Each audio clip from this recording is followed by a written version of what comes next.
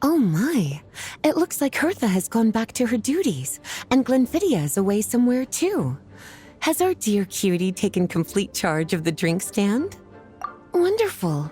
Now I can order without worrying about ending up with one of the logistics company's specials.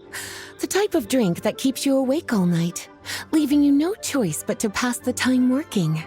That's right, I'm just a carefree librarian now. If only there weren't so many people with overdue books, and I didn't have to go door to door to get them back. I would have dropped by to chat with you sooner, and try out your delightful creations, of course. Let me think. I don't really have a favorite drink. Just wrestle me up something rejuvenating that'll lift my spirits. And if it could help me nod off to sleep later, that would be even better.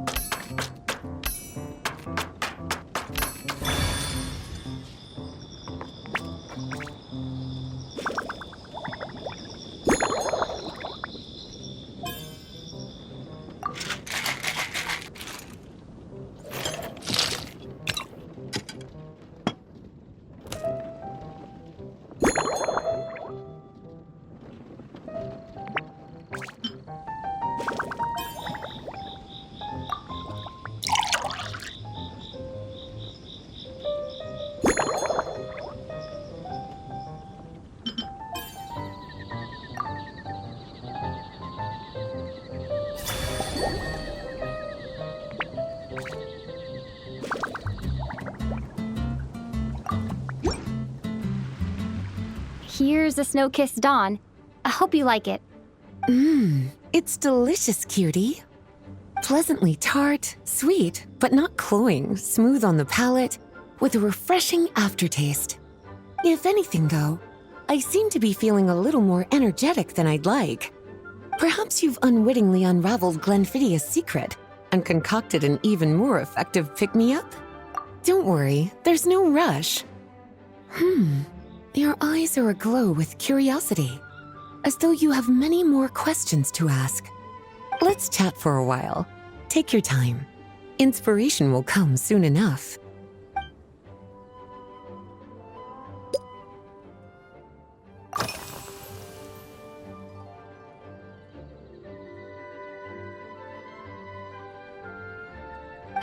Since you're asking, it's been a bit of an unusual day. There's a chef, fresh out of training in Fontaine, who's recently taken up a position at the Goth Grand Hotel. She borrowed our most valuable book, the Mondstadt Millennial Compendium of Desserts. Apparently, she plans to use dessert-making techniques to improve the taste of various savory dishes. Something about reducing their greasiness. Indeed, and judging by the results, she rather overdid it with the caramel sauce. What should have been fragrant meat slices ended up tasting nauseatingly sweet. Caramel sauce is such a fantastic ingredient, you know? It never fails to please when added to drinks. Sometimes I even add a spoonful to my afternoon tea. Improving food, I suppose, isn't always about being as creative as possible.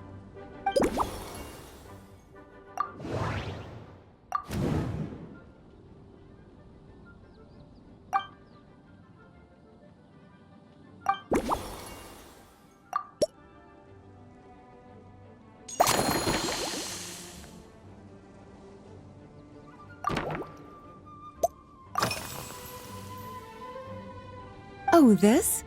That was for another of today's little errands. A large contingent of the expedition team will be returning to Mondstadt soon. They've been away for such a long time, so there's a good chance many of their tastes have changed. Jean asked me to visit some of their families to try and get a better understanding of what new ingredients might satisfy our knights' changing preferences. Well, they've all devoted their blood, sweat, and time to protecting Mondstadt. They deserve some care and respect in return. Based on what I gathered, the most requested ingredient was cacahuatl from Natlan. It seems like our knights have developed a taste for cocoa. In their letters, many of them mention that they rely on cocoa to keep themselves energized. I've tried hot cocoa myself, and I must say, I find it just as effective as coffee when it comes to staying alert.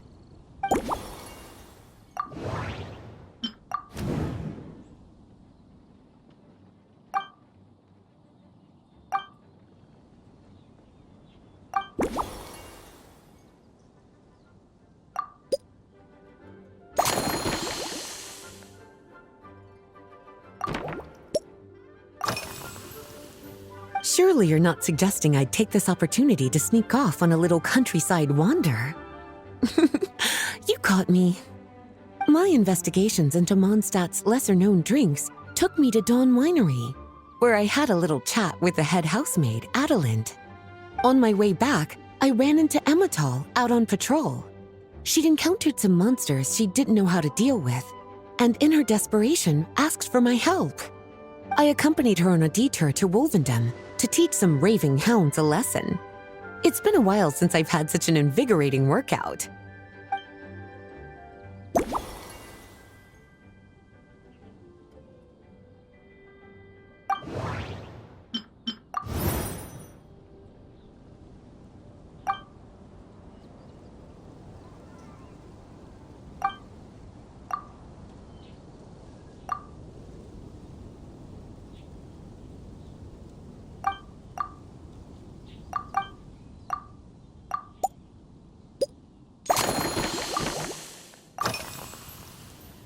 Lately?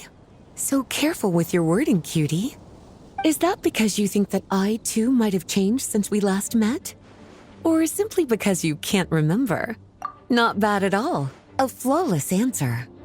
Back in my student days, I might have been drawn to every new and exciting ingredient I read about, constantly expanding my horizons and stepping out of my comfort zone.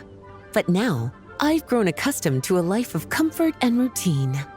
To paraphrase a certain Leowed legal expert, my life is fast approaching a state of living out one's golden years in peace and comfort. I'm no longer so easily moved by adventure and excitement. I'm sure you remember, a few years ago, when we were adventuring together, you found me that sweet-tasting alchemical ingredient. Well, my tastes haven't changed a bit since then.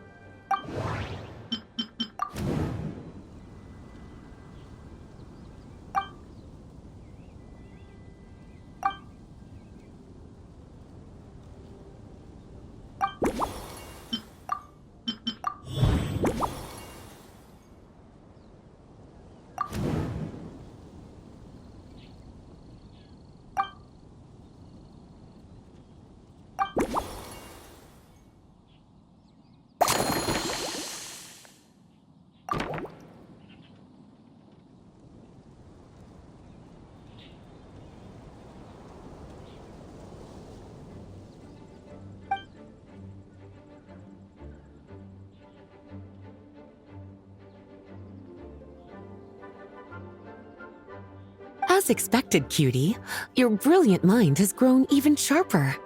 Just a few gentle hints were all you needed to light that special spark of inspiration.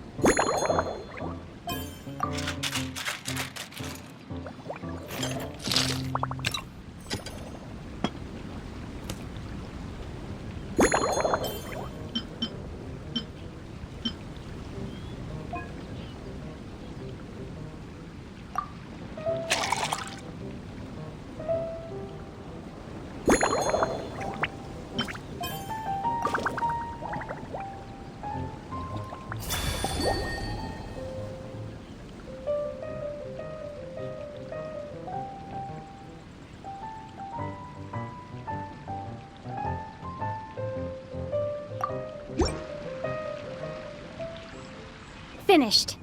A new creation, custom made for you. This should help you fall asleep quickly and guarantee you peaceful dreams. It's called a slumbering rose. From the colors to the choice of glass, everything's been carefully crafted. You've turned it into a completely different drink. Based purely on appearance, it's exactly my style. Time to see how it tastes. Full marks. It's like savoring an exquisite dessert before taking a stroll along the shore of Cider Lake, with a gentle breeze caressing your skin, relaxed and at ease. I no longer feel drained of energy, but neither am I overstimulated. I'm actually starting to feel a little sleepy. As a bedtime drink, this is pure perfection. So good, in fact, that I feel like writing an article to extol the virtues of the slumbering rose. I can use it as an opportunity to crown you the new maestro of mixology. Speaking of lakeside strolls, why don't you join me next time there's a clear, warm day, when the sun is bright but not too harsh? Any walk would be more relaxing with you to talk to along the way, cutie. Then, when we get back, you could fix me up another glass of slumbering rose. And I'll make just as sure to hold you to that. When the time comes, I won't accept any excuses.